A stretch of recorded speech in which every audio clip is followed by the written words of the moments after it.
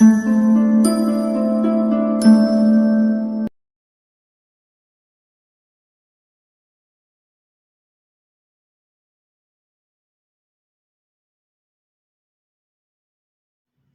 એક વાર્તા યાદ આવે છે જેને મારા જીવનમાં ખૂબ અસર કરી. એક ગામમાં બે ખેડૂત સાથે કામ કરતા હતા, સાથે રહેતા, સાથે જમતા, બધું જ સાથે કરતા હતા. બંનેનું એક વખત મૃત્યુ થયું. બંને ભગવાન પાસે ગયા. પહેલા ખેડૂતે ભગવાનને કહ્યું, હે ભગવાન, તમે મને કેવી જિંદગી આપી હતી. કશું જ મારી પાસે નહોતું. સારું ઘર નહોતું, સારા કપડાં નહોતા, સારું જમવાનું નહોતું. આખો દિવસ બસ એ જ વિચાર્યા કરવાનો કે આખો દિવસ મહેનત કરો અને બધું લઈ લે બીજા. આ વખતે મને એવી જિંદગી આપો કે તમે આપતા જ રહો, આપતા જ રહો, પણ કોઈ લઈ ના શકે. ભગવાને કહ્યું, તથાસ્તુ, તથાસ્તુ. પછી બીજો માણસ ભગવાન પાસે ગયો.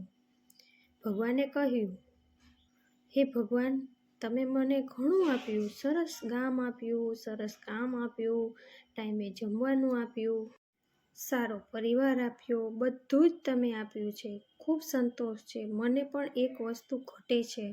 ભગવાને કહ્યું, શું? મારી પાસે કોઈ ભિખારી આવે તો તેને જમાડવા માટે કશું નહોતું, પણ આ વખતે તમે મને એ આપો જેથી મારા આંગણે કોઈ ભિખારી આવે તો હું તેને જમાડી શકું. ભગવાને કહ્યું, તથાસ્તુ, તથાસ્તુ. આમ બંને ખેડૂતને ભગવાને કહ્યું. પછી બંને ખેડૂતનો જન્મ એક જ ગામમાં થયો. તેમાં પહેલા ખેડૂત ભિખારી બન્યો અને ગરીબ બન્યો. અને બીજો માણસ ખૂબ પૈસાવાળો બન્યો, ધનવાન બન્યો. કેમ કે પહેલા માણસે કહ્યું હતું કે મારે કોઈને આપવું ના પડે, પણ આપતા જ રહે, બધા મને આપે.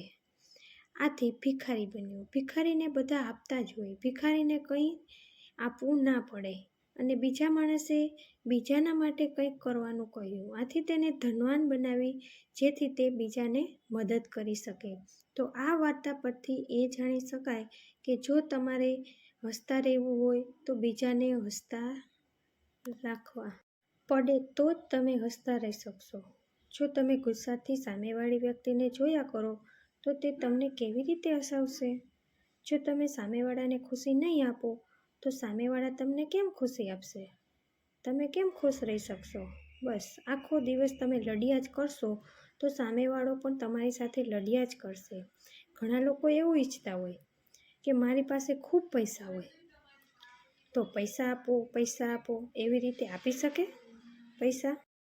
માટે જ આ બધું થાય છે.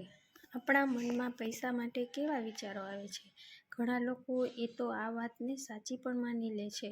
પૈસા માટે તો બાપ સાથે પણ ઝઘડા કરે છે, ભાઈ સાથે પણ ઝઘડા કરે છે. હું એમ નથી કહેતી કે પૈસા જરૂરી નથી, એવું કહું તે ખોટું છે.